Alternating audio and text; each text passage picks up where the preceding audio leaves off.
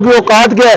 आपने हमजा के भी बच्चे खिलाने हैं, उधर जैसे कमर जमान कायरा ने बेनजीर के बच्चे खिलाए, और आज जो है वो बिलावल के बच्चे अगर हुए, उसकी शादी होती है अगर मुस्तकिल करीब में इंशाल्लाह, तो बच्चे भी होंगे, और बच्चे होंगे तो फिर खिलाएंगे।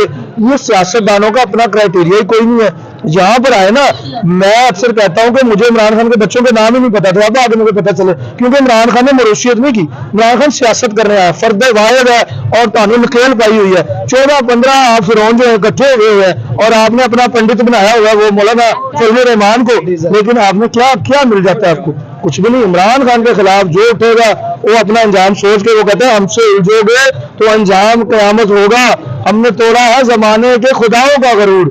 आप इमरान खान से ना टकराएं, आपको ये मशवरा है, ये एडवाइस है, ये नसीहत समझे, वसीयत समझे, ये हुक्म समझे, आपके लिए यही बेहतर होगा। और आपके तरफ से यही लोगों को कहना चाहता हूँ। Thank you so much for your time. फिलहाल जी निवासा खान साहब से